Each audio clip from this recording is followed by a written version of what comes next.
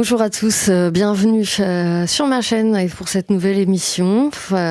Aujourd'hui, on va parler des podcasts, comment lancer un podcast qui attire vos clients, un podcast pro en 2025 avec des astuces matérielles et les erreurs à éviter.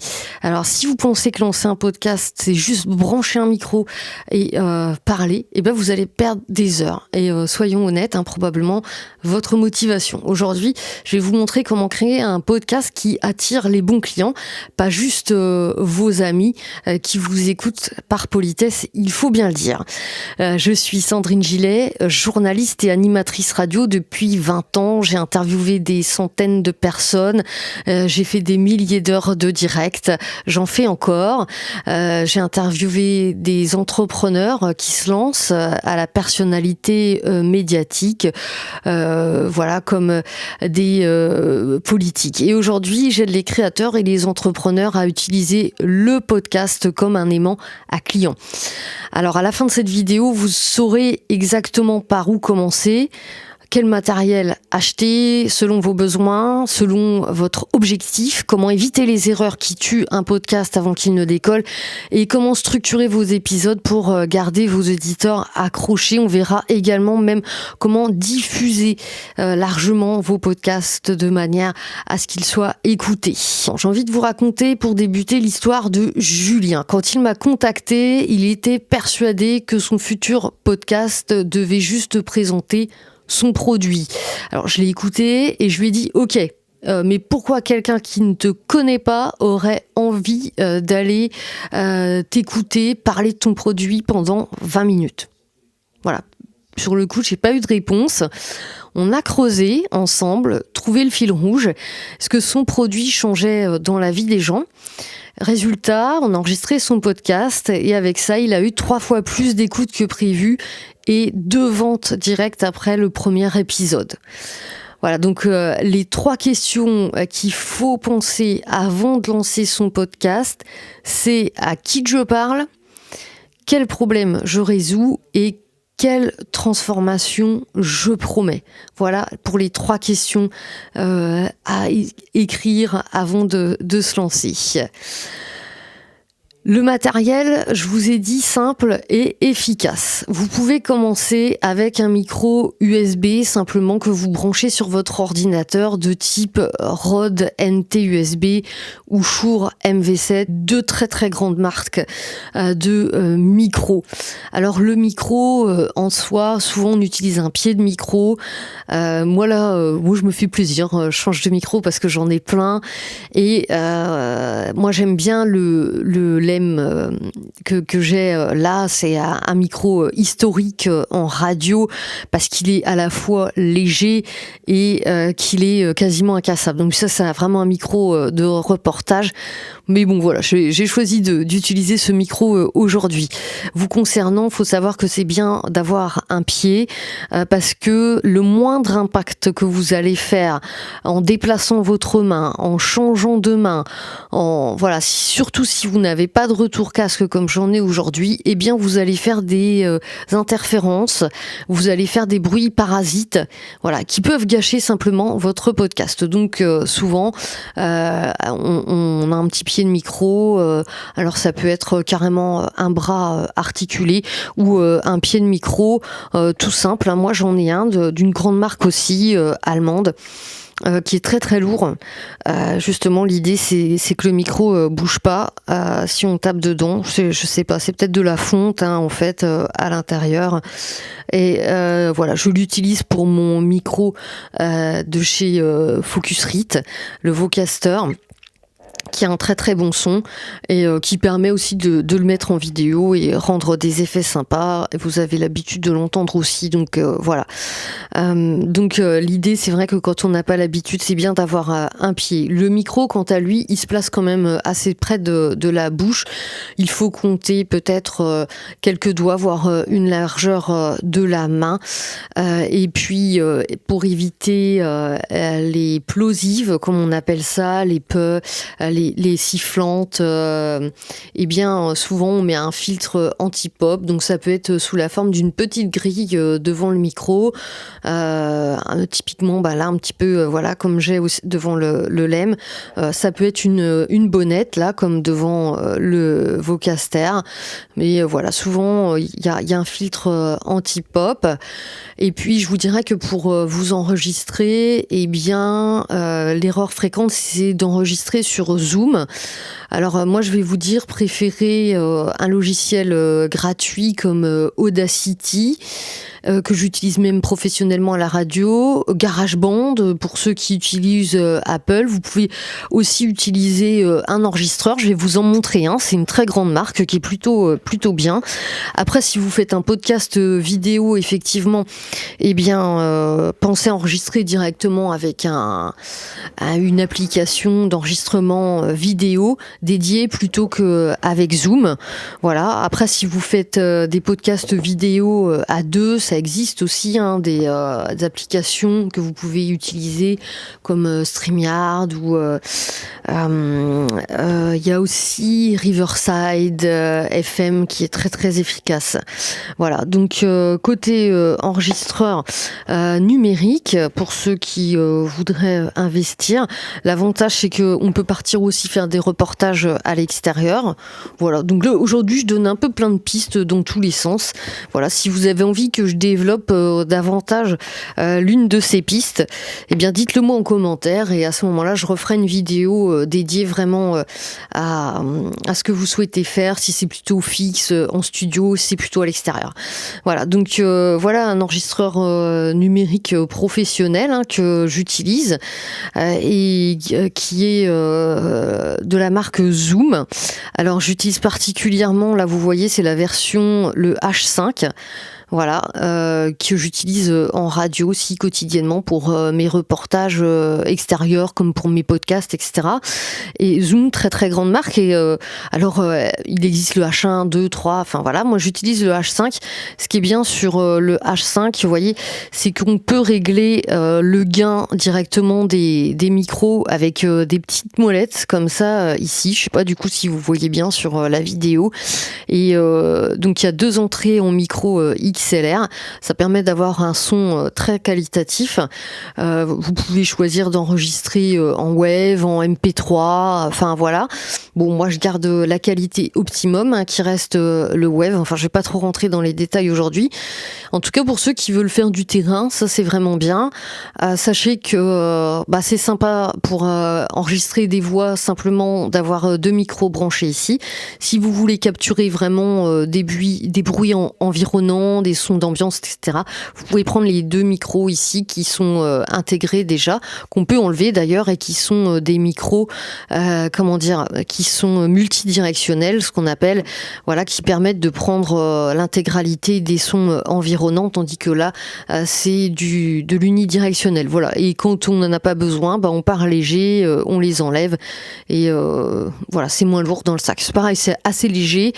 C'est un peu comme le LEM, c'est pour ça que je vous le disais que je le favorise particulièrement, notamment pour sa légèreté et évidemment le bon son qu'il produit. Alors, je reviens au podcast. Ce qu'il faut penser à faire, c'est structurer un épisode aussi qui retient l'auditeur. Donc, on va avoir un hook un petit peu accrocheur, son sujet, le développement, une conclusion et une appel à l'action. C'est-à-dire que du coup, il y a 5 étapes. Voilà, concrètement, moi, j'ai interviewé Magali Zarka qui faisait une grosse manifestation pour les entrepreneuses au cabaret sauvage il y a peu de temps à Paris, énorme événement Run Your World. Je lui ai offert une vidéo promo qui captait l'énergie et l'âme de l'événement.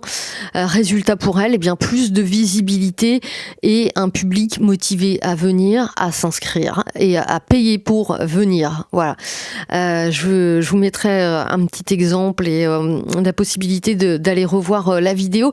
J'ai même le back-office de cette vidéo. Voilà, donc je pourrais mettre quelques images du back-office parce que sur cette vidéo, Magali parlait en vidéo dans un studio où elle enregistrait donc en vidéo seule.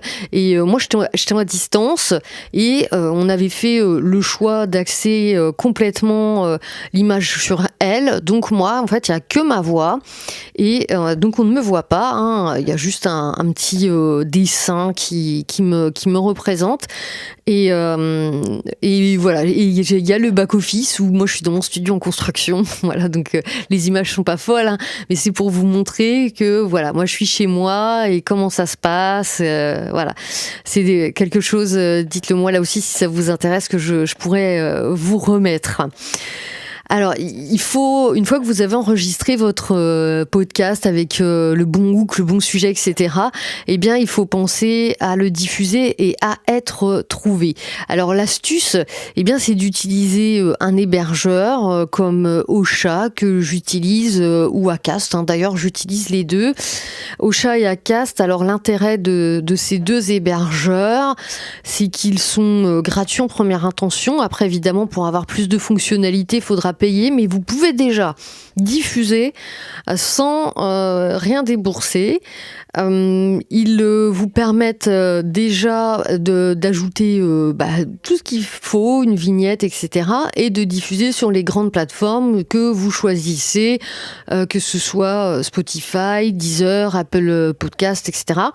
Et en fait, c'est ensuite donc cet hébergeur qui va également dispatcher votre podcast, c'est-à-dire qu'en fait vous allez mettre votre podcast en ligne dans l'hébergeur dans lequel vous aurez créé un compte, et en fait c'est l'hébergeur ensuite qui va envoyer le flux pour que votre podcast soit diffusé sur les grandes plateformes. C'est-à-dire que vous faites une action pour simplifier et gratuitement, donc l'hébergeur va faire le reste. Donc c'est plutôt sympa, ça permet de gagner du temps, on peut faire ça gratuitement, et en plus ce qui est très très sympa, c'est que vous avez des données statistiques qui vous permettent de savoir combien de téléchargements il y a eu, dans quel pays, dans quelle ville vous avez été téléchargé. Il y a des graphiques d'évolution d'écoute, que ce soit hebdomadaire, mensuel, ou bien vous pouvez également voir sur toute la durée de diffusion. Enfin, il y a plein d'outils comme ça qui vous permettent également de voir les épisodes qui ont marché, quand on a une vingtaine d'épisodes, de savoir ceux qui sont toujours écoutés. Enfin voilà, c'est plutôt assez sympa. Mais là, je parle vraiment de podcasts que audio. Sinon, évidemment, si vous lancez des podcasts vidéo, eh bien, vous avez le même type de statistiques accessibles sur les réseaux sociaux directement, que ce soit avec des shorts Insta, TikTok ou sur YouTube. Voilà. Donc là, je précisais vraiment pour l'audio. Alors sinon, moi, je vous racontais encore une petite histoire d'une entrepreneuse, d'une directrice de laboratoire avec qui j'ai travaillé, qui voulait vendre son laboratoire, Simone. J'ai fait avec elle une interview pour vendre son laboratoire et on a raconté son histoire en interview, en parlant d'humain avant tout, parce que Simone est bien le directeur de recherche à la base du laboratoire. Donc maintenant, c'est elle qui est directrice de recherche, mais à la base, c'était son mari, Jean-Paul, qui est décédé maintenant depuis quelques années. Et elle nous a raconté comment Jean-Paul avait trouvé toutes les formules mathématiques pour devenir ce brillant directeur de laboratoire, et comment tous les deux avaient cheminé. Et moins de 2 semaines après diffusion, eh bien, un acheteur potentiel l'a contacté. Voilà, donc c'est ce qu'il faut retenir, c'est que finalement, c'est de raconter l'histoire de Simone qui lui a permis de vendre. Donc voilà, vous avez les bases maintenant pour créer un podcast qui attire vos clients.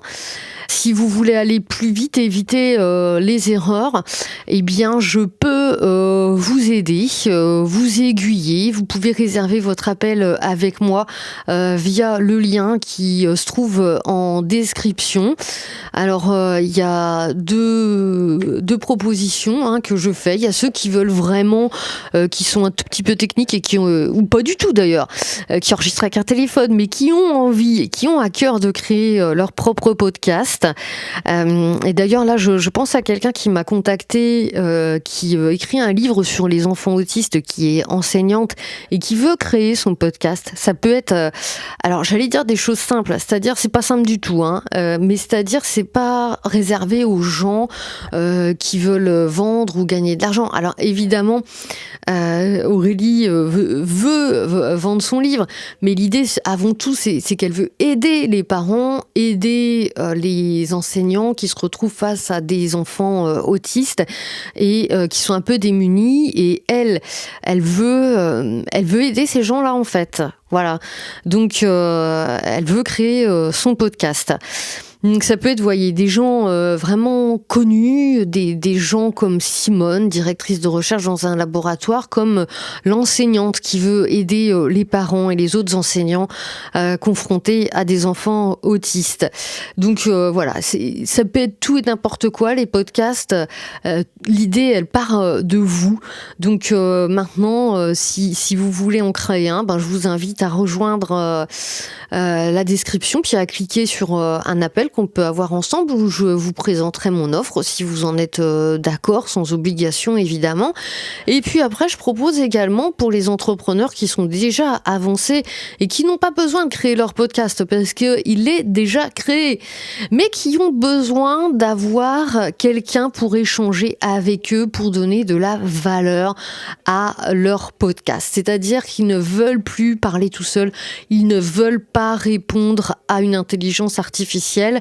Et bien à ce moment-là, je suis là. Vous pouvez aussi prendre rendez-vous avec moi. J'ai une autre formule de journaliste cette fois-ci, toujours donc pour faire du podcast, mais là vous êtes avancé et donc je vous propose d'être là, de vous poser les questions, de mettre mes 20 ans de métier à votre service pour vous servir d'écrin et que donner de la valeur avec de la visibilité à votre message. Donc j'espère pouvoir vous retrouver prochainement et en tout cas tout le moins la semaine prochaine pour une nouvelle vidéo. Ciao ciao.